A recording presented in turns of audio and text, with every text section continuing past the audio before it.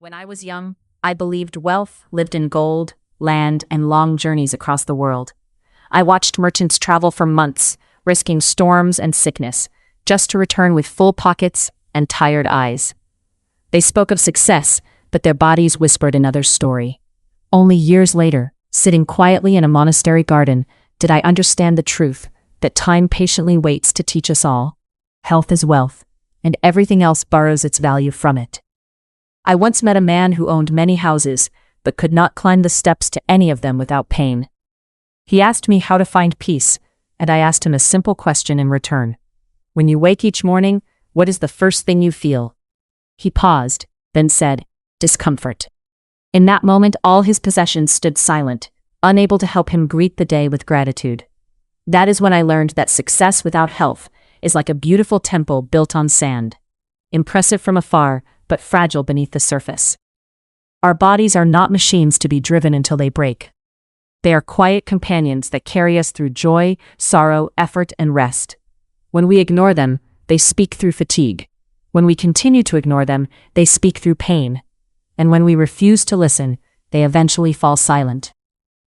Many people say they have no time to care for their health, but later they find they must create time to care for illness.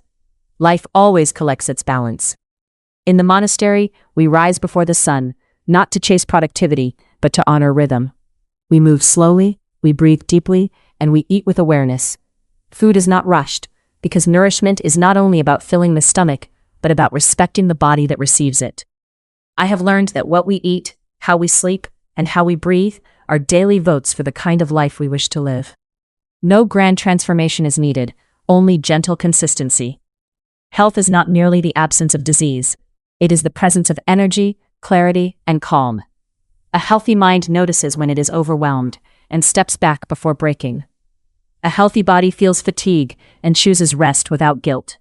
Society praises exhaustion as dedication, but wisdom recognizes rest as intelligence. Even the sharpest blade dulls if never set down.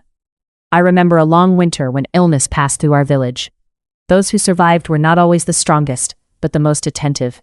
They noticed small signals, respected limits, and asked for help without shame. From them, I learned that humility is part of health. Listening to our body is not weakness, it is partnership. As you move through your days, ask yourself gentle questions. Do I eat to nourish or to numb? Do I rest to recover, or only when I collapse?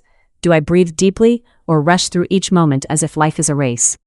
These questions are not meant to judge you, but to guide you back to balance. We chase money, believing it will buy freedom, yet without health, even freedom feels heavy. When the body is well, simple things become rich again. Walking without pain, sleeping without worry, waking with steady breath. These are treasures no market can sell. So take care of your body as you would care for someone you love. Speak kindly to it, feed it well, allow it silence. Because in the end, health is not something you own. It is something you practice every day in small, mindful ways. And when you protect it, it quietly rewards you with a life that feels lighter, longer, and deeply alive.